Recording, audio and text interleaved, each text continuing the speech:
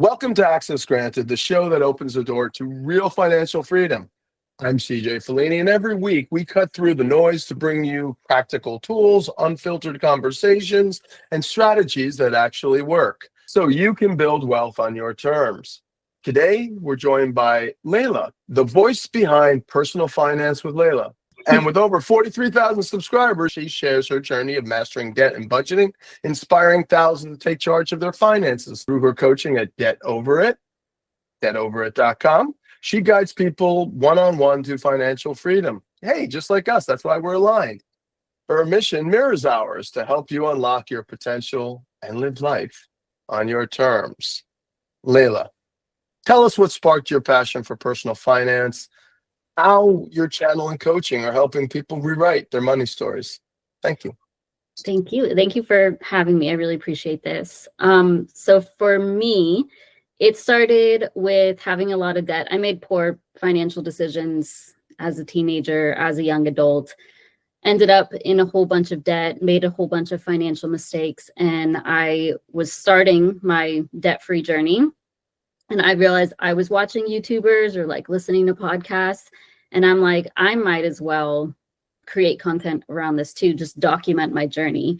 At the time, I was a big follower of Gary Vaynerchuk, and he's huge on like document. And I'm like, I might as well do that because I'm doing all this anyway. And I did want to, monetize things eventually, but this really served as motivation. So just by me putting out my numbers, sharing my budget, sharing my debt-free journey, that held me accountable because I had this little community like pushing me, and I knew that I didn't have to, but I knew that I was going to create the content, and that, it just drove a lot of my motivation. So. Do you feel like a DIY expert based on that? Yes, I wouldn't call myself an expert. I think I've educated myself quite a lot just by consuming all there is that's out there. Podcasts, videos, books, all of that. But I think because I've learned from other people, but from my own experience, and then by working with other people, my clients, and hearing all of their experiences and having to learn more, I've come to grow and learn about many aspects of finances. Super cool. Thank you. What's the biggest mental barrier Gen Z and Millennials face when they're trying to achieve independence, financial independence? And how do they change their thinking? I don't love the word mindset, but how do they change their mindset to overcome it? I think a lot of people my age or younger, we've kind of been dealt some tough cards, like with these. Really? Yeah, like the economy, we've experienced a lot of different weird things around finances. And kind of, if you graduated college during the Great Recession back in 2008, those are older millennials. They really struggled then. And then going through the pandemic, a lot of Gen Z were going into the workforce at that time. And I think a lot of people ended up creating this mindset of like, why even bother? Like they would rather, for lack of better phrase, YOLO, like just live life and enjoy life instead of paying attention to retirement. It's like, why even bother? Because things aren't set up for me to succeed, and kind of putting a blame on, not that things are like, it's okay to complain about things. It's okay to feel that way, of course, but there's a lot more that we can control. And I think that's the importance of budgeting and tracking and all of that, is like just taking control of what you can. And sure, you can learn about the things that are going on in the world, but at the end of the day, most of it we have no control of. So it just comes back to what you can control. So in an uncontrollable economic, personal, and countrywide situation, budgeting gives you a sense of control. And is that really a mindset shift? Is that a way of thinking, saying, hey, things are crazy, whether it's then, now, look how crazy it is now with the tariffs. Mm-hmm. Is this a way of creating control in your universe, in your little sphere of influence? Absolutely. Because I think sometimes people, like, they want to put a blame on other people or the government or economy, but you also have to check yourself. Sure, there's some people who are in very tough situations. They're not buying anything and they're still struggling because maybe their income is too low, whatever the case may be. But also a lot of people are buying left and right things that they don't need, or they have 10 subscriptions for the same thing and you're just not paying attention to your money. So yeah, it does allow you to take control and become more aware of those things that may be leaking in your life. And you're like, oh, I think maybe I am part of the problem. And then you kind of reel that in. So as you can see, I am not I'm not even a millennial. I'm definitely not Gen Z. So it's so interesting to me to hear this going from F it, spend everything, YOLO, world's gonna crash, to oh my God, I need to prepare for a long marathon. It's a very funny mindset shift. So where do they start? How do they start with a financial plan that keeps them grounded? Everybody's different. So there is no one size fits all. Okay. I think it really comes down to tracking your spending. So budgeting is important, but if you don't know where your money is going, I would start there. So for a month or 2 or 3 months, or even if you have to go back, I would track your spending. Every single dollar, every cent that you've spent, write it down on paper, as brutal as that sounds. Just write it out and keep track of it, see where your money is actually going. And then after you collect some data, you can be like, oh, I spent this much on food out, or this much on clothes, shoes. And then you can kind of shift from there. You can create a budget off of that and make it more realistic based off of that data. That sounds like someone who doesn't want to train for a marathon or train for, just to get in shape. And they're like, wow, it's going to be so hard. There's so much to do. And then all of the experts and trainers say, start with one day, start with a short workout, and then keep lengthening it. So you're saying start with 1 week and then add to it. And then you're putting multiple weeks and months together. So it doesn't seem so daunting. Yeah. That's really interesting. That's actually the first time I've heard that, is because every time I go at something, it has to be big and comprehensive. I have to have a whole year. And then I'm like, I don't want to do it. And then I never get started. So that's a great how to get started chicken and egg problem. Like, just start small. Start with a week. Absolutely. You have any tools you use any favorite tools? I mean, we'll give them a free plug. So I just use Google spreadsheets. So that's really, that's all I use, just spreadsheets. And I create my own like custom templates. I actually have a link that people can get mine for free. Cool. I like that because it's like I'm in control of how the layout, and I can customize it as I want to. I don't have to pay for anything. It's in real time, so I log my tracking in real time. Like any spending that I do, I basically track immediately. Even still, after like all these years, it's something I still have a habit of. And I like that it's on my phone, my iPad, my MacBook. It's everywhere that I go. So that's all I use. I don't use any other apps. So you don't want to, basically spend for another subscription. Like, you need a budget when you're trying to find out how many subscriptions you're paying for. Exactly. Yeah. I mean, I think that's great. I have some clients who use other paid apps and stuff. That's great if it works for them. But I've tried, and it's like a whole different learning curve and just more to deal with. So sounds again, budgeting, and I've done it, but I do it in a different scale, not because of wealth, just because I'm in I'm in financial wealth management. So it's a different, I'm only not just doing it for myself, but my family, I'm doing it for others. So I have to do it at a sort of multi-tiered platform. So I've never really had that issue of starting. I fell into it when my father got ill, and it was a massive thing, and it was also 30 years ago when there was no apps. Right. So so it started big and stayed big, almost offline. Do you ever use You Need a Budget, by the way? I know you haven't, but have you heard of it?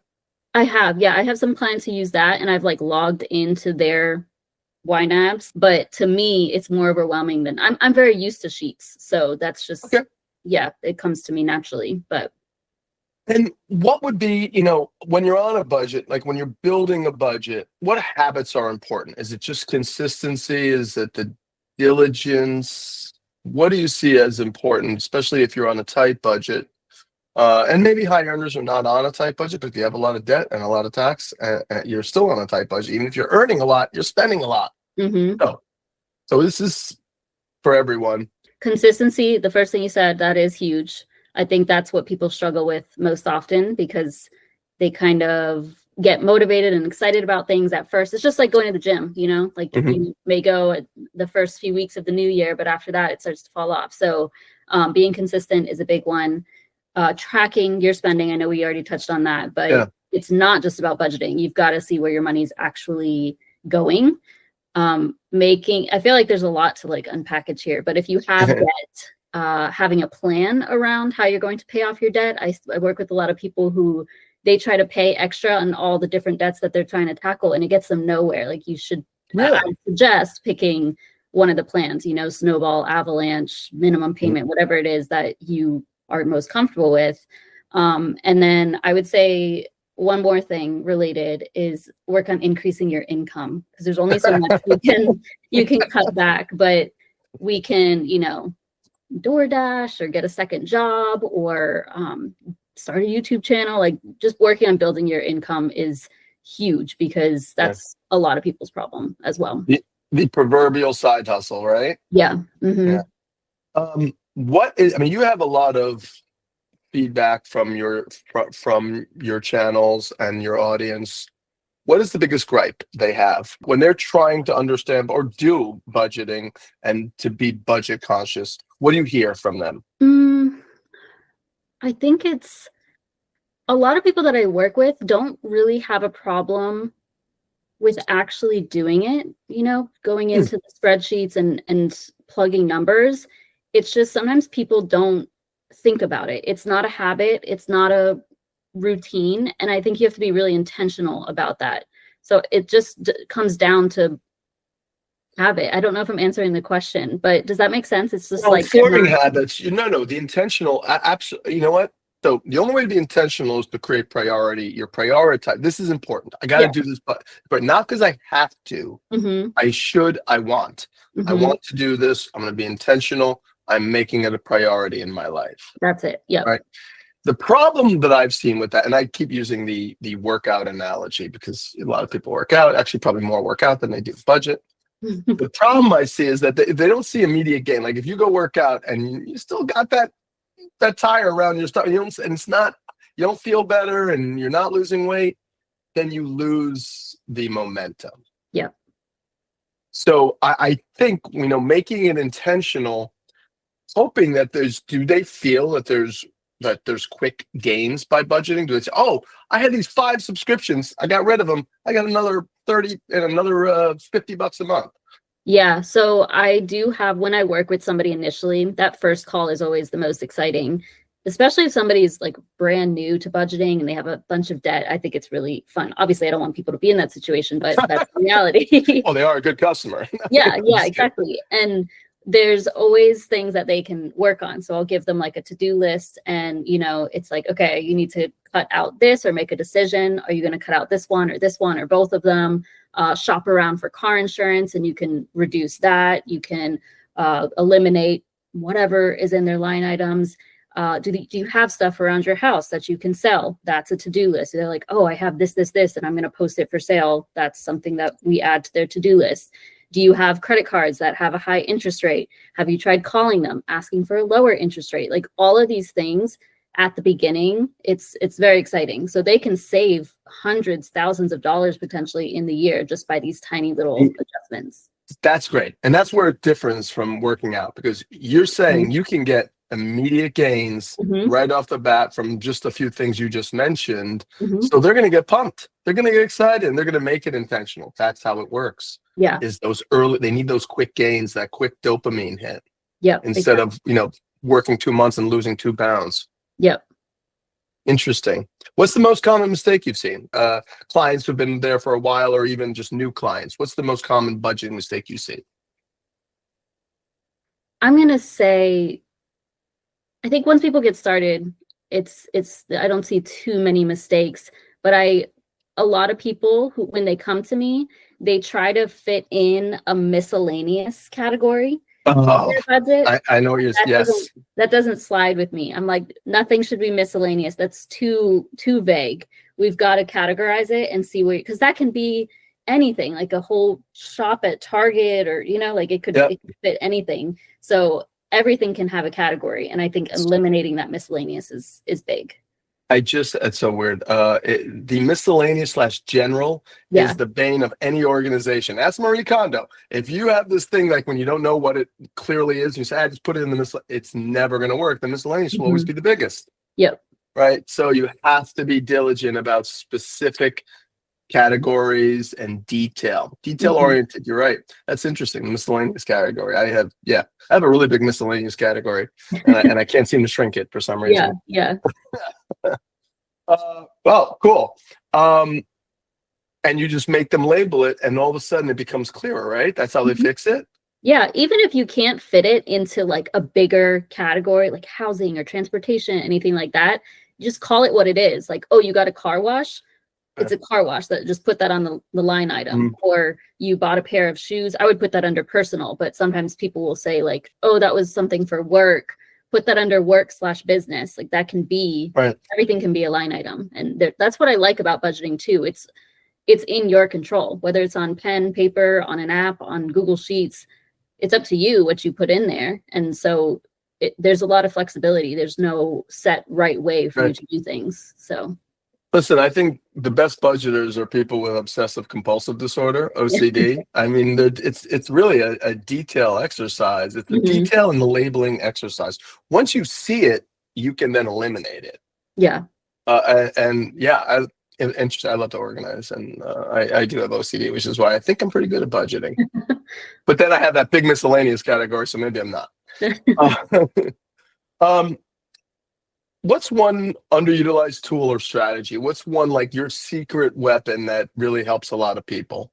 Just being resourceful in general. I don't know if I'm answering the question, but I don't think it's a specific tool. But so many people have questions about things, but they don't. Like it's 2025, so you can just go to Google and ask anything. Everything that you want to know is out in the internet, and I think that's pretty amazing. So I as much as people use the internet and social media and all of that, I still think it's underutilized, if that makes sense. Like are you telling me your clients won't go to Google and ask a budgeting question?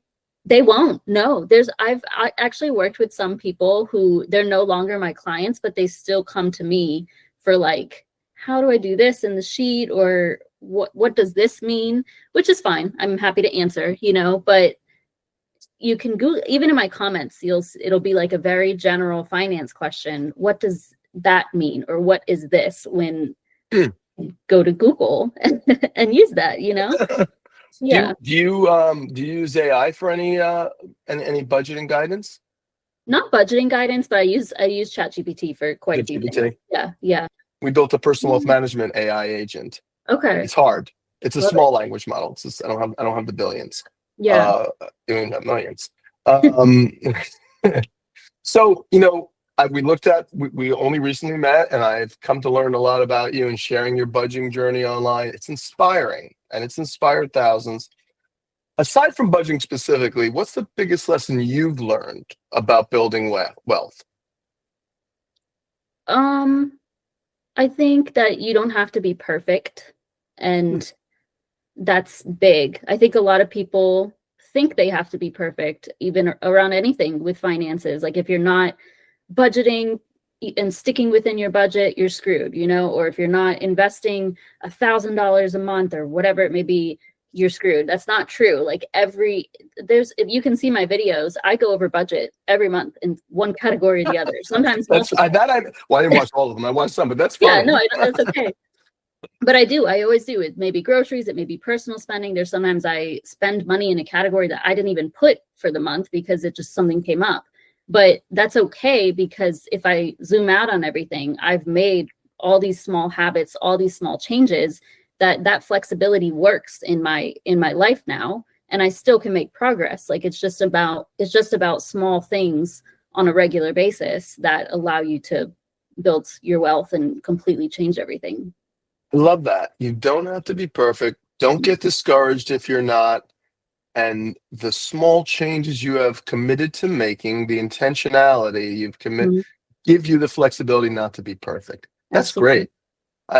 Thank you. That's really it's macro, but it's also so universal in its advice. Thank you. Mhm. Do you have a YOLO category on that sometimes once a month when things you just want to go crazy? I don't, but I will. There's some times where I do some personal spending. Like you can see my book collection behind me. I love books, so I spend a You lot. definitely like books. Yeah. And it's just fiction books. Like that's what I enjoy. So I have now there's things in my life that I prioritize or that I want to prioritize in that, personal spending category that I don't feel guilty about, like workout clothes, books, things that do truly add value to my life. I think that's a big thing too. People spend on things that don't really make them happy, but yeah, I'll buy things all the time and I may not have budgeted for it even some months, but it still works and I am happy to spend on it. So yeah. That's great. Well, listen, I want to thank you for being here today and sharing your story a little bit, and also what you've learned from not only DIYing yourself, but also now working on behalf of clients. So thank you very much. And before we close, do you have any final words? Anything you want to say to the audience about getting their budgets right and getting their lives right when it comes to it? Well, thank you for having me. I would say track your spending. As annoying as it is, that's like key takeaway here. Be consistent. A setback does not mean you have to give up on everything. Just as early and as often as you can do things, that's going to get you pretty far. So just keep it up. Fantastic. Thank you, Leila, and thank all of you for watching. Yes, I know you don't wake up in the morning thinking you want to do budgeting, but we're here anyway to teach you little lessons that get you on the way to financial freedom. We have more experts to come, so stay tuned and always subscribe to our newsletter, #1 in personal wealth management category, Noyak Wealth Weekly. You can find the subscription at wearenoyak.com. Leila and her work, which is amazing and necessary, the links are in all of our channels. They'll be in our newsletter, which is coming out this Sunday. Why don't you give us your tell us what the URL is? Yes, my website is debtoverit.com. That's DEBT over it. And you can see I have coaching packages that are available there. And then my YouTube channel is Personal Finance with Leila, and I should come up if you search that. And this is the Access Granted podcast. And thank you, Leila. Thank you.